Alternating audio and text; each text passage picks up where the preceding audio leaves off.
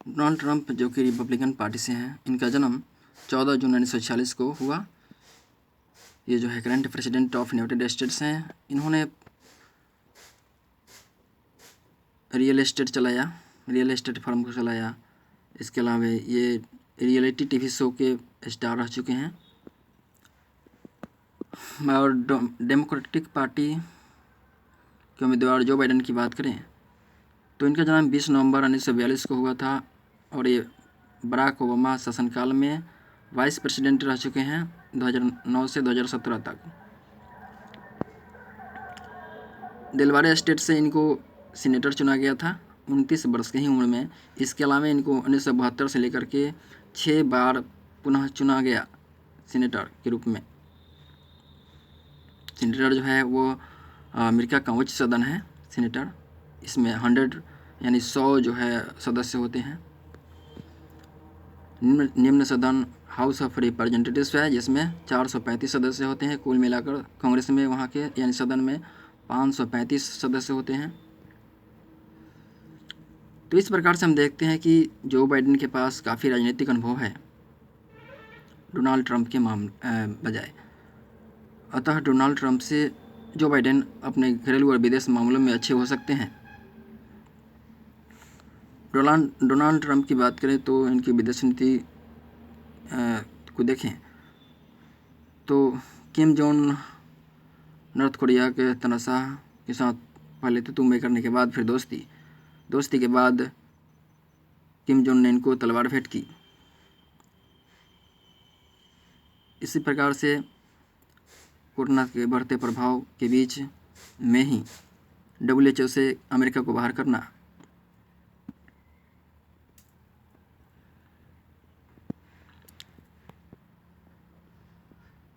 ये सारी बातें हैं। कोरोना को लेकर के चीन के प्रति ज़्यादा आक्रामक होना इन्होंने किया। ईरान के जनरल सुलेमानी के मौत के घाट उतारा एयर स्ट्राइक के जरिए। उससे ईरान और अमेरिका के संबंध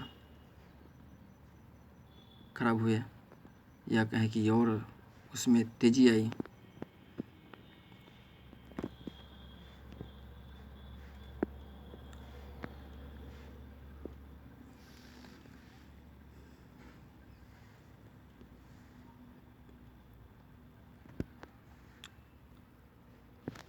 अमेरिकी इतिहास की बात करें अगर राष्ट्रपति को लेकर तो अमेरिकी इतिहास में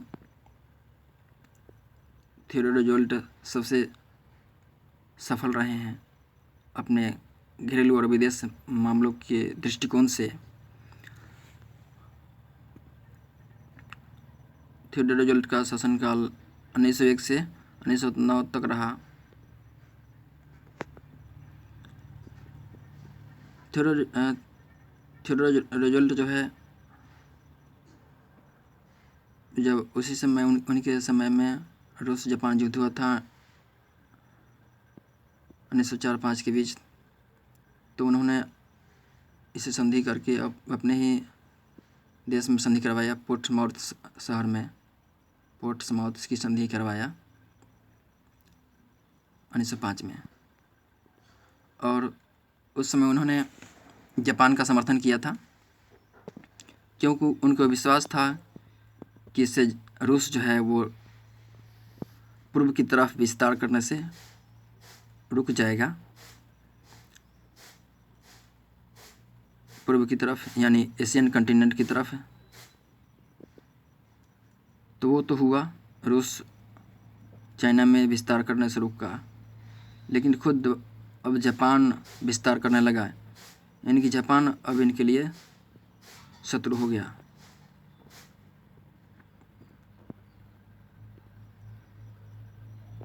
हालांकि जापान उनके शासनकाल तक टकराव से बचने की कोशिश करता रहा।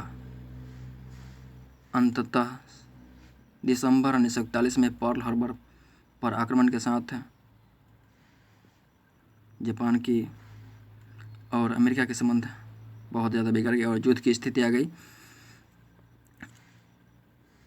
तो इस प्रकार से उनको सफल माना जाता है अपने विदेशी मामले में थियोडोर रूजवेल्ट को, और घरेलू मामलों में उन्होंने सरकार और बड़े बड़े उद्योगपतियों के बीच साठगांठ जो पहले से चल रही थी उसको उन्होंने ख़त्म किया।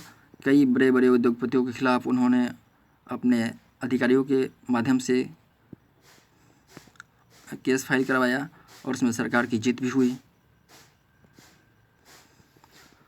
उनके समय में अधिकांश जो न्यायिक निर्णय आए वो श्रमिक के पक्ष में आए।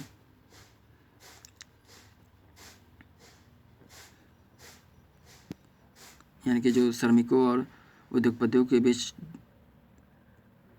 विवाद था उनके पक्ष में, और उनमें जो निर्णय आया बाकी के राष्ट्रपतियों के, उनके पूर्व के राष्ट्रपतियों के काल में वो अधिकांशतः उद्योगपतियों के पक्ष में ही आया। लेकिन इनके समय में ऐसा नहीं हुआ, बल्कि श्रमिक लोगों के पक्ष में निर्णय आया।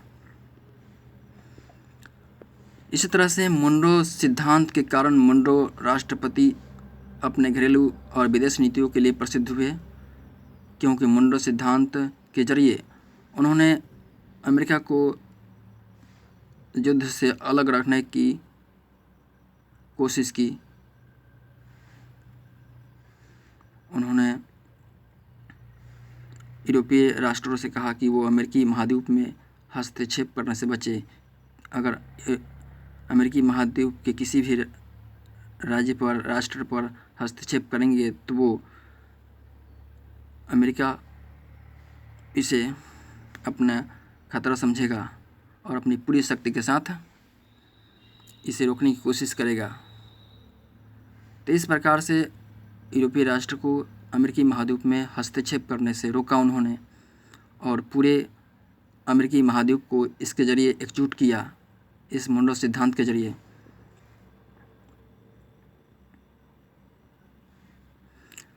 और इस मुनरो सिद्धांत का उनके शासनकाल के बाद भी कई दफ़ा अमेरिका को विश्व युद्ध से तटस्थ रखने के लिए भी किया गया, जिससे अमेरिका विश्व युद्ध के शुरू में ही शामिल नहीं हुआ, बल्कि बहुत बाद शामिल हुआ। इसी का ध्यान रखते हुए, इसी सिद्धांत का। और अगर हम जनता की विश्वास को प्राप्त करने के दृष्टिकोण से देखें तो एंड्रयू जैक्सन जो राष्ट्रपति हुए, उन्होंने सबसे ज़्यादा लोगों का विश्वास हासिल किया। वो पहले कभी सेनापति हुआ करते थे और वो साधारण परिवार से थे। हम अपने इस वीडियो को यहीं पे ख़त्म करते हैं। जय हिंद, जय भारत।